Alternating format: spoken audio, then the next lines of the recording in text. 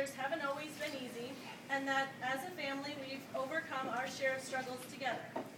Our parents have taught us so much about life and love by example and by their commitment to each other. So we'd like to take this chance to share with you a few lessons on love and marriage that we've learned from our parents over the years. Number 1, opposites attract. That is so true. I can live with that. And you have. So Catholics all celebrate the birth of Jesus on Christmas on December 25th, usually by attending some sort of church service that day. It's a date that has been celebrated for hundreds of years and is included on almost any store-bought calendar.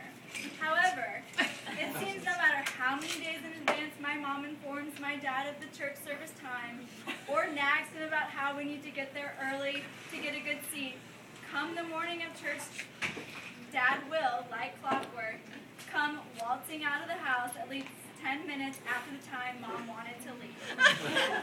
And it's usually as she's pulling out of the car, of the garage, and honking out of frustration. My sister and I usually can't tell who's more annoying in this situation. Dad for always making us late for church, or Mom for always thinking one of these Christmases things are really going to change and he's really going to be on time. Our parents obviously don't always see eye to eye on everything, but they managed to agree to disagree, and we've never missed Christmas church on Christmas yet. Number 2, don't sweat the small stuff. For as long as I can remember, every Valentine's Day my mom has had a card already filled out and sealed, and at least dinner all ready for Dad when he walks in the door from work.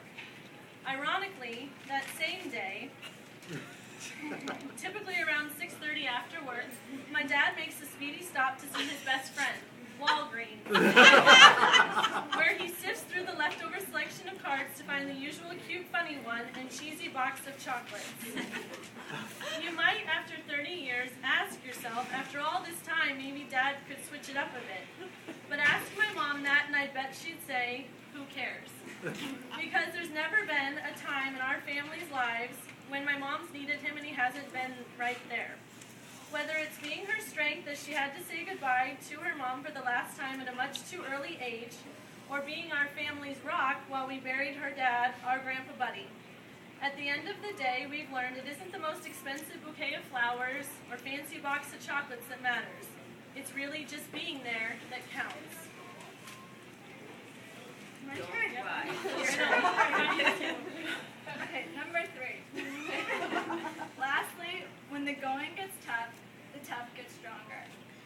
Growing up, it certainly wasn't easy on any of us in our family to move so many times, especially when we lived in 3 different states in a matter of 3 years.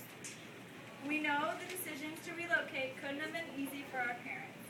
They saw how hard it was on my sister and I having to change schools, meet all new friends, live in places we had never been to before and were so foreign to us. But they also saw something else, something we were far too young to understand, our future. Moving, although very difficult, made our family stronger and opened many opportunities for growing up. We stayed together and will always be better because of it. I just want to say thank you to every single person for coming. It meant a lot to our family, and we are so proud of our parents and so grateful for our family. Thank you so much. Amen.